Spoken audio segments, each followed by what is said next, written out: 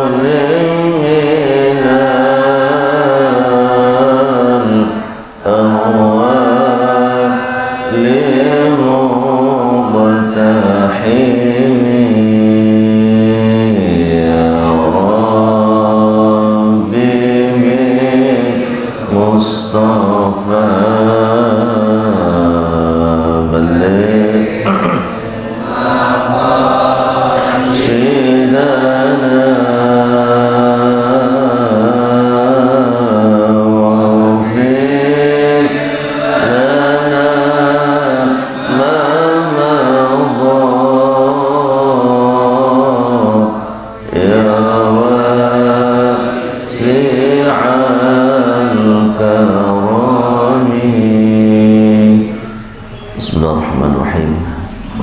Semoga Allah berikan kesehatan untuk kita semua, zahiran wa batinan.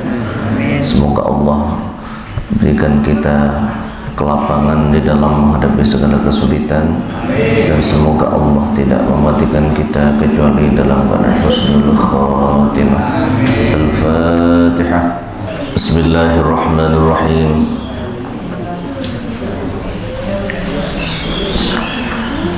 Alhamdulillahi Rabbil Alamin. Wassalatu wassalamu ala ashrafil anbiya'i wal mursalin, Sayyidina wa habibina wa syafi'ina wa qurrati a'yunina wa maulana Muhammadin, Imamil muttaqin, Sayyidil anbiya' wal mursalin, Qaidil ghurril muhajjalin ila jannatin na'im wa ila jiwaril karim. Asyhadu an la ilaha illallah wa asyhadu anna Muhammadan abduhu wa rasuluhu la nabiyya ba'dah. Qala rabbi shrah li sadri wa yassir li amri wahlul 'uqdatam min lisani yafqahu qawli. Wa qalu subhanaka la ilma lana illa ma 'allamtana innaka antal alimul hakim. Alhamdulillah, puji syukur kepada Allah Subhanahu wa ta'ala atas limpahan rahmah wal barakah kepada kita, nikmatul Islam wal iman yang Allah berikan kepada kita, lalu kita merawatnya setiap saat, setiap detik, agar diri kita kembali kepada Allah dengan membawa al-Islam wal iman. Salawat dan salam semoga selalu tercurah kepada baginda Rasulullah sallallahu alaihi wa alihi wasallam. Alhamdulillah, berkat Rasulullah sallallahu alaihi wasallam kita semua kenal kepada sesuatu yang benar dan sesuatu yang salah, sehingga ada doa Allahumma arinal haqqa haqqan warzuqna ittiba'ah wa arinal batila batila warzuqna ijtinabah.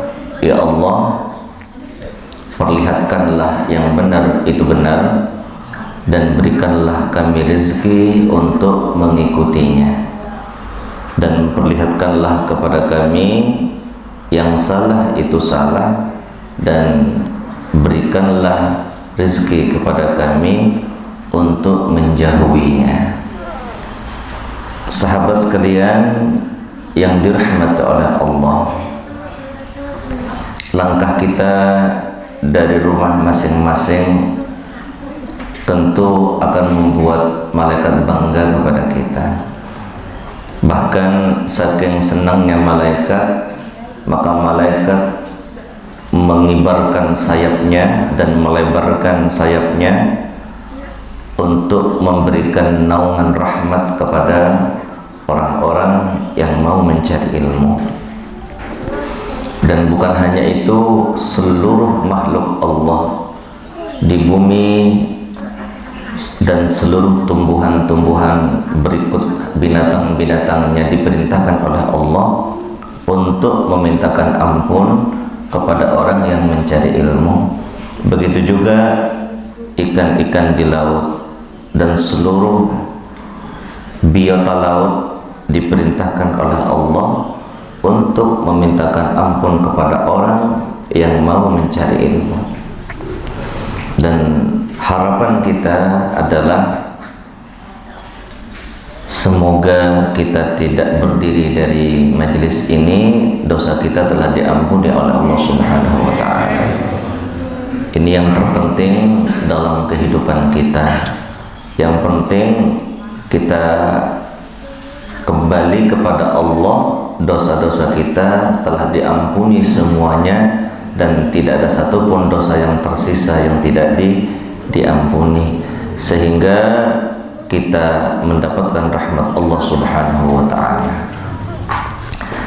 Sahabat sekalian yang dirahmati oleh Allah, kitab yang ada di hadapan kita ini adalah kitab Bidayatul Hidayah.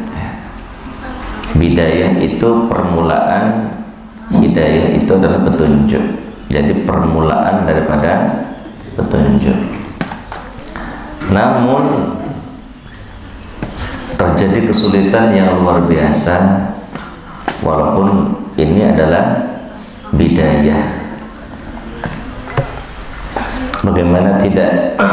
Ini yang dibahas itu tentang sesuatu yang gurih-gurih semua ya. Yang lezat-lezat semua.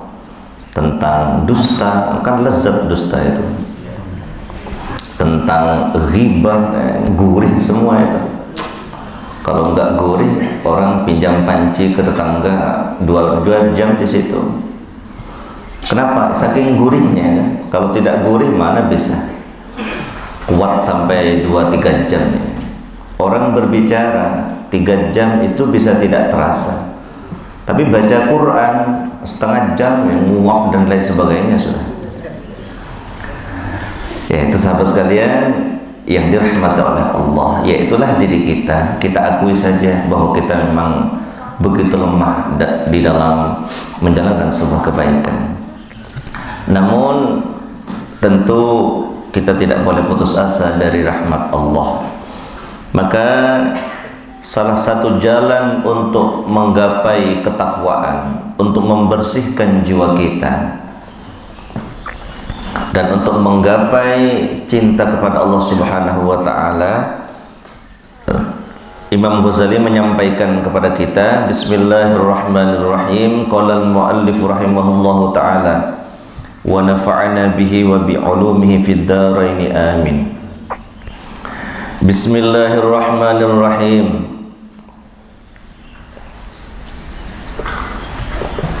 Ats-tsani.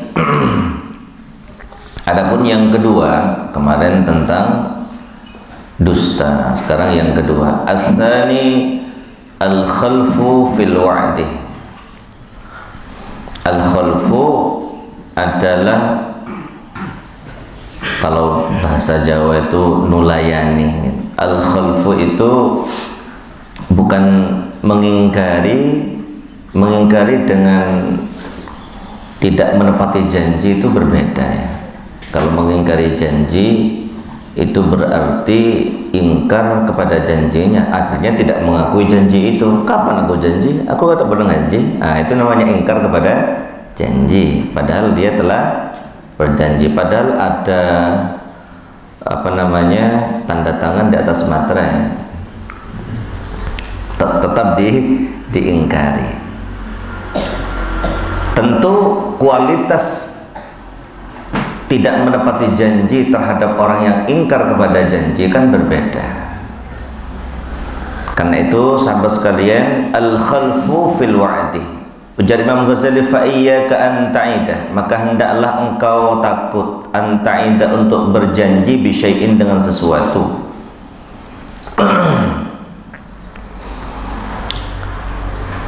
Wala tafi, dan engkau tidak menepatinya bihi, dengan janji itu.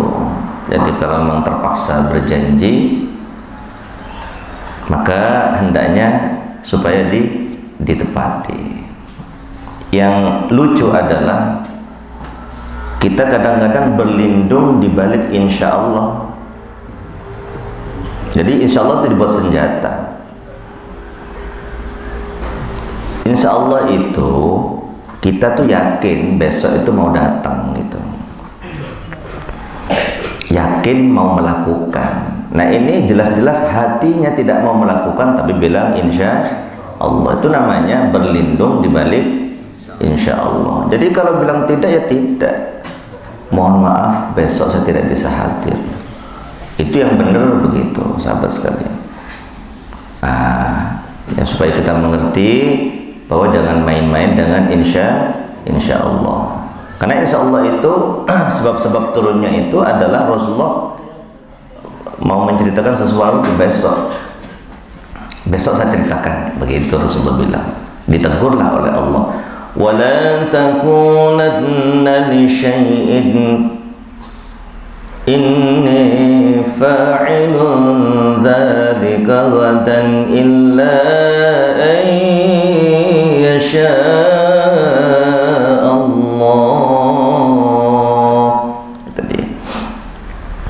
Jangan kamu mengatakan sesuatu, ini fa'ilun dzalika ghadan, aku besok mau melakukan ini. Jangan. Tetapi illa ayyasha Allah, maka timbullah kata-kata insya Allah. Jadi insya Allah itu adalah sesuatu yang akan kita lakukan. Itu insya Allah. Sudah makan? Insya Allah sudah. Ya salah.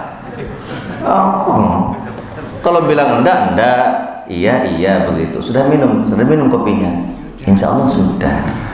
Gimana ini kata-katanya nggak matching begitu, nggak match. Kadang-kadang kebetulan mertuanya yang nanya, mertuanya insya Allah terus, pokoknya insya Allah sudah, padahal salah kata-katanya. Jadi kata-kata insya Allah itu untuk sesuatu yang akan datang. Kalau pengen ditanya sudah makan belum, kalau belum bilang belum, kalau sudah, kalau dikasih mau gitu. Jadi sahabat sekalian yang dirahmati oleh Allah, jadi yang banyak juga yang tidak paham tentang insya Allah ini. Jadi bilang insya Allah padahal hatinya tidak mau datang. Nah ini jangan menggunakan insya Allah, mohon maaf saya besok tidak bisa. Nah itu yang betul begitu. Maka karena itu sahabat sekalian, kalau dilakukan juga karena sungkan ya, kalau aku gak bilang sungkan gimana, daripada dosa, yang penting katakan yang benar sesuai dengan apa yang mau kita lakukan gitu ya. Jadi kalau yakin betul-betul mau datang, mau melakukan, ya betul insya Allah saya datang gitu. Jadi insya Allah tuh yakin dalam hatinya. Kenapa harus insya Allah? Karena khawatir nanti di tengah perjalanan ada ban kempes kah? Di tengah perjalanan ada sesuatu yang lain kah yang terjadi? Atau karena kehujanan? Begitu kan bisa jadi. Karena itu sahabat sekalian yang dirahmati oleh Allah, harus kita pahami tentang komunikasi ini supaya kita terbebas dari sifat-sifat munafik. Wa yanbaghi, dan hendaknya ayyakuna ihsanuka ilan nasi fi'lan bila qaulin, dan hendaknya kebaikanmu kepada manusia itu berupa perbuatan bila qaulin, tanpa adanya ucapan. Oh, ini gawat-gawat Imam Ghazali kalau membuat pernyataan, karena lisanul hal afsah min lisanil maqal. Imam Ghazali begitu dia. Jadi lesan perbuatan itu memang lebih tajam daripada lesan ucapan. Maksudnya kita tidak usah nyuruh anak kita ngaji, tapi kita setiap hari ngaji, ya anaknya kita ikut ngaji lah. Kita tidak usah nyuruh anak kita untuk sholat, cukup tiap hari kita perlihatkan kepada mereka kita sholat, selesai urusan. Nah ini anaknya suruh ngaji, bapak bang, anaknya tanya begitulah. Anaknya bapaknya lagi nonton TV sama main HP, sana ngaji sana. Mau bapak sama mama ya, bantah mereka. Kenapa? Karena perbuatan bapak dan yang ada di rumah itu pasti ditiru. Sampai ngomong-ngomong apa saja pasti ditiru sama anak-anak itu. Ada anak-anak itu yang suka ngomong anjing, dikit-dikit temannya dibilang anjing. Ini siapa yang ditiru ini? Ya mohonlah sahabat sekalian, jadi kalau Ya walaupun ada anakkah tidak ada anakkah, hendaknya merasa diawasi oleh Allah sehingga kita tidak sembarang bicara sesuatu yang kotor gitu. Ya ini niru kan, terjadi kesulitan yang luar biasa untuk menghentikan itu gitu. Ya jadi kadang-kadang bisa seperti itu. Lanjutkan.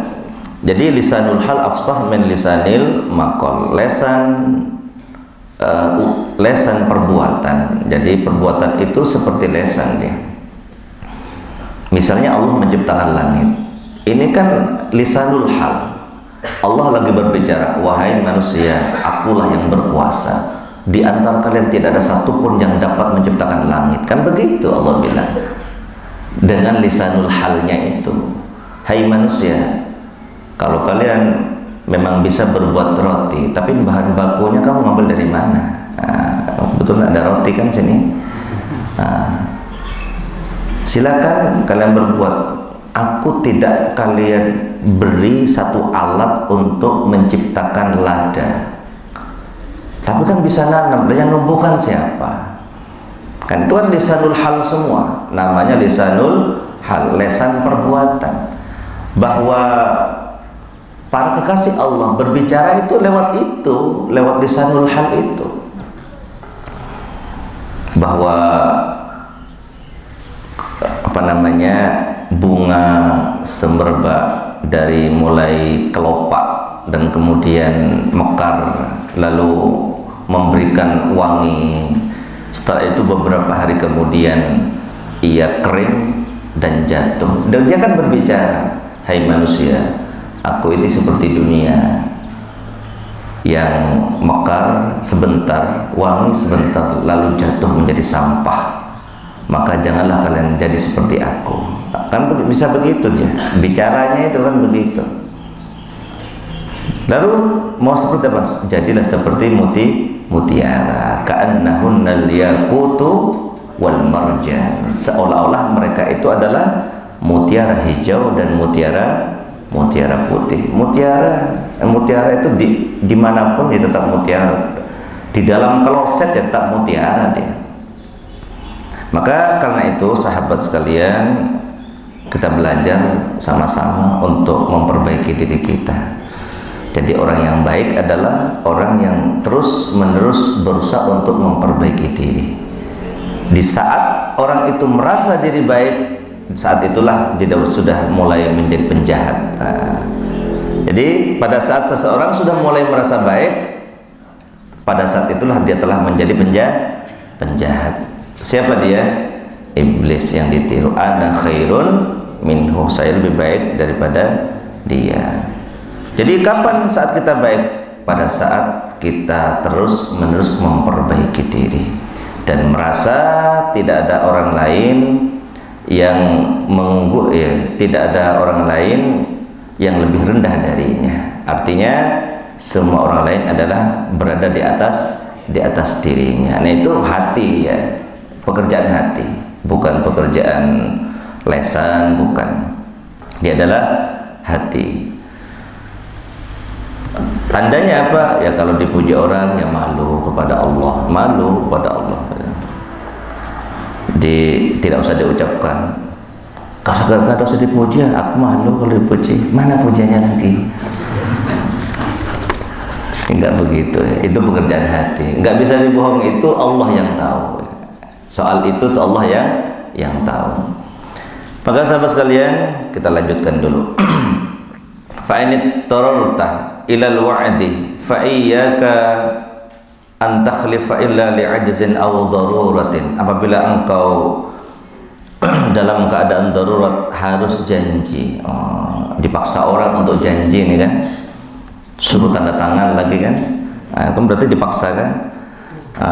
Maka fa'iyyaka, maka takutlah engkau antu khalifa illa li'ajzin aw daruratin, kecuali dalam keadaan sangat darurat. Fa inna dzalika ammaratun nifaq wa khaba'ithil akhlaq. Itu dia. Maka ketika kita terpaksa harus janji, ya mau tidak mau wajib berusaha dengan amat sangat keras untuk menepatinya, kecuali memang darurat betul. Jadi darurat itu pun ada beberapa cara. Kalau saat ini kan gampang, ya ditelepon, ya disesuaikan gitu dengan keadaan kita. Mau nelpon baterainya mati, mau ngubungin sepeda kempes, mau naik taksi uangnya tidak ada, nah kan sudah ada darurat betul itu. Mau jalan kaki, kakinya sakit, nah, bukan alasan ini buat-buat, bukan, memang keadaannya memang betul-betul seperti itu. Dan Allah itu tahu seperti itu, kan namanya darurat kalau sudah seperti itu. Maka satu-satunya cara meminta maaf kepada orangnya di saat kita nanti berjumpa. Namanya manusia, bisa saja begitu. Jadi tidak penepatan janji yang tidak disengaja, ya tentulah Allah akan memaafkan. Orang manusia pun juga akan mengerti terhadap hal-hal yang seperti itu. Kalau sekali kan biasanya orang ya masih memaafkan. Kedua, tanda tanya. Ketiga, ini sudah, kalau perusahaan sudah blacklist namanya, mengajukan lagi pada perusahaan nggak bisa lagi. Sulit Pak, kami percaya lagi, begitu kalau sudah perusahaan ini. Tanya itu yang punya usaha-usaha begitu. Nah sahabat sekalian, yang terakhir, thalathun man kunna fihi fahuwa munafiqun. Nah ini ada 3, barang siapa ada di antara yang 3 itu mempunyai sifat-sifat munafik. Wa in shama wa in shalla, walaupun ia berpuasa, walaupun ia salat. Apa itu? Idza hadatsa kadzaba, jika bicara dusta. Wa idza wa'ada akhlafa, jika berjanji selalu tidak ditepati. Wa idza tumina khana, dan apabila dipercaya berkhianat. Ya, sama-sama sahabat sekalian kita belajar untuk memperbaiki diri, untuk selalu amanah, untuk selalu berbicara yang benar, untuk selalu menepati janji. Semoga Allah memaafkan semua kesalahan kita, dan semoga Allah tidak mematikan kita kecuali dalam keadaan husnul khatimah, dan semua dosa-dosa kita telah diampuni oleh Allah Subhanahu wa taala. Al-Fatihah. A'udzubillahi minasyaitonir rajim. Bismillahirrahmanirrahim. Alhamdulillahirabbil alamin. Arrahmanir rahim. Maliki yaumiddin. Iyyaka na'budu wa iyyaka nasta'in. Shiratal mustaqim. Shiratal ladzina an'amta 'alaihim waladdallin. Bismillahirrahmanirrahim. Alhamdulillahirabbil alamin. Allahumma shalli wa sallim wa barik ala sayyidina Muhammad wa ala sayyidina Muhammad. Allahumma anfa'na bi barakatihim wahdina al-husna bi hurmatihim wa amitna fi tariqatihim wa mu'afatihim min al-fitan. Wa sallallahu ala sayyidina Muhammad wa ala alihi wa sahbihi wa sallam. Walhamdulillahirabbil alamin. Wassalamualaikum warahmatullahi wabarakatuh.